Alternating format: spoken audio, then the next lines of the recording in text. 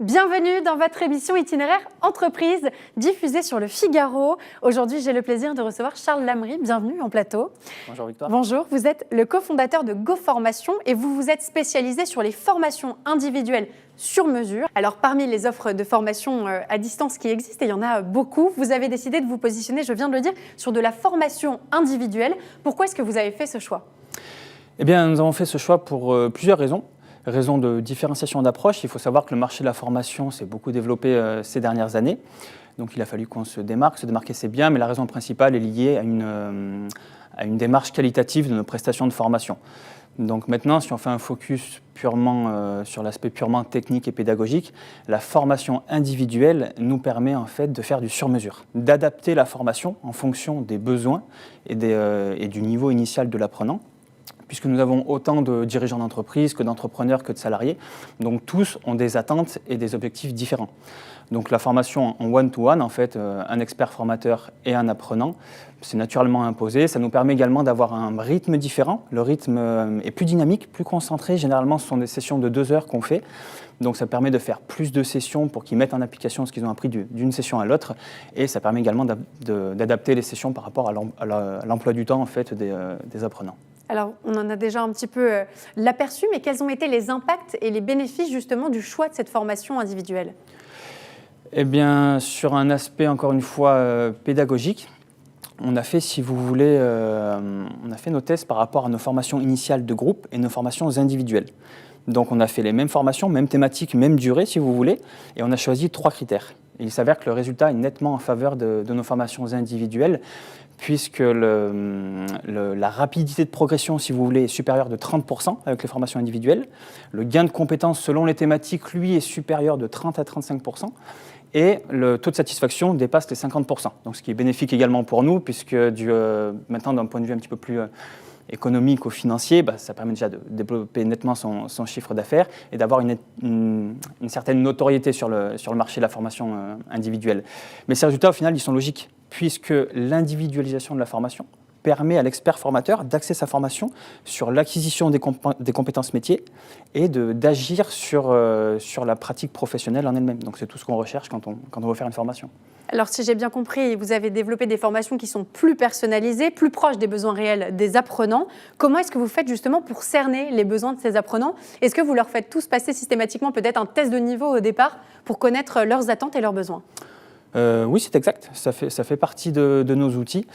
En fait, pour vous expliquer un petit peu notre process, on s'entretient avec l'apprenant, le client ou le stagiaire, on peut l'appeler comme on veut, avant la formation. Donc, il y a un entretien avec l'expert formateur et les conseillers formation pour cibler son besoin et l'orienter vers les sessions de formation. Et ensuite, on fait ce qu'on appelle un rapport de compétences, que vous avez appelé en fait un test ou un test de positionnement, mais le rapport de compétences est plus poussé, plus innovant. Il va nous permettre de cerner concrètement le niveau de l'apprenant à l'entrée en formation. Et ensuite, il va aider l'expert formateur à travailler en fonction du niveau qu'il a, les objectifs qui s'est fixé, pour pouvoir atteindre justement ces objectifs. Et en fin de formation, on fait des évaluations, des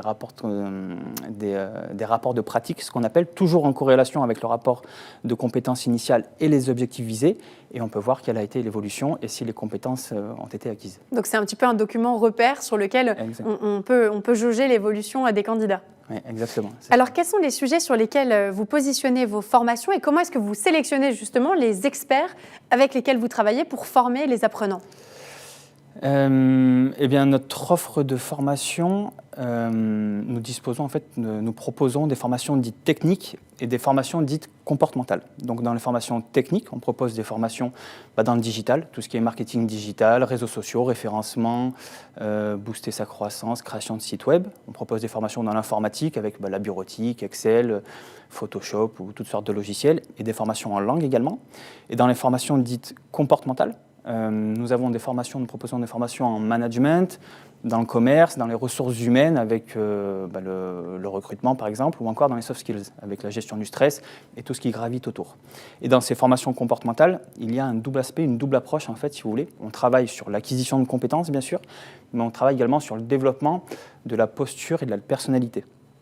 Et vous me demandiez également comment nous recrutons les Exactement, les comment est-ce que formateurs. vous choisissez les experts qui travaillent justement sur ces formations? Il y a deux critères principaux. Ça va être leur expérience et leur méthode pédagogique innovante.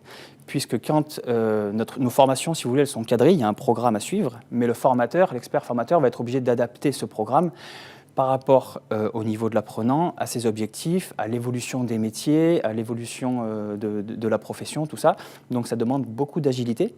Et il faut savoir que nos experts formateurs accompagnent systématiquement l'apprenant dans la réussite de son processus de cadrabilité, c'est-à-dire dans la réussite de sa prise de fonction, si vous voulez, ou d'évolution. Donc en plus de ça, nos experts formateurs, ils viennent du milieu de l'entreprise.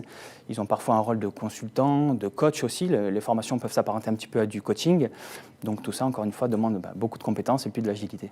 Alors on le comprend bien, votre méthode, elle a été soigneusement pensée, étudiée. C'est d'ailleurs la raison pour laquelle vous trouvez que le e-learning a certaines limites. Est-ce que pour vous, ça doit rester un support de formation? Alors, pour remettre le marché de la formation dans son contexte, effectivement, il y a du e-learning qui est proposé. Pourquoi? Parce que le taux de rentabilité est très élevé. Et il y a des formations de groupe aussi qui sont proposées, que ce soit en distanciel ou en présentiel. Taux de rentabilité également élevé. Ça permet une certaine proximité qui est intéressante, mais ce n'est pas toujours adapté aux besoins individuels. Donc, pour répondre à votre question, le e-learning, si on veut l'utiliser, déjà, il faut qu'il soit d'une très bonne qualité et il faut qu'il soit simplement un complément dans la formation, puisqu'une bonne formation va être amenée par l'expert formateur, va être amenée par son expérience, son savoir-faire, ses outils, ses techniques, c'est lui qui va la rendre vivante. Donc si c'est un complément, c'est ce qu'on appelle du blended learning, en fait, un petit peu de e-learning et beaucoup d'accompagnement. De la mise en pratique aussi. Exactement, de la mise en pratique. Dans ce cas-là, le e-learning peut être intéressant s'il est bien amené. Sinon, le e-learning en soi, ce n'est pas de la formation, c'est simplement de l'information. Et pour étayer en plus mes arguments, si vous voulez, rappelez-vous le taux de satisfaction dont je vous ai parlé, de plus de 50% avec les formations individuelles, mais il y a un critère qui est très important aussi, c'est le taux de rupture, en fait, d'abandon des stagiaires qui est élevé dans le e-learning.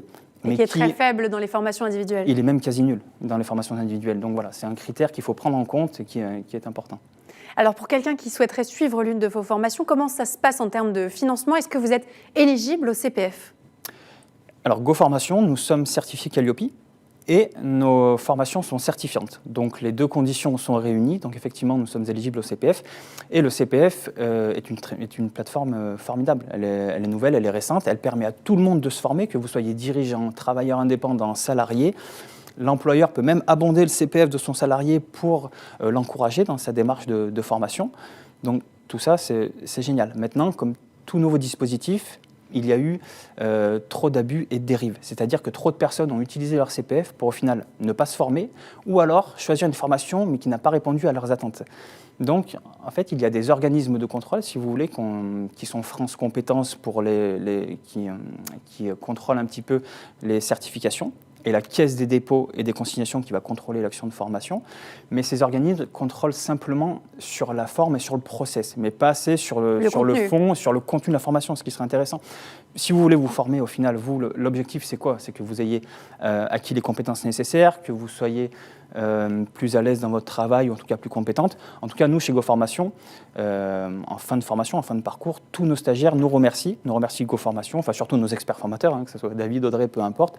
Ils nous remercient parce que grâce à eux, ils ont obtenu le poste qu'ils souhaitaient, ou alors ils sont plus compétitifs dans leur... Ils ont atteint leurs objectifs. Exactement, ils ont atteint leurs objectifs.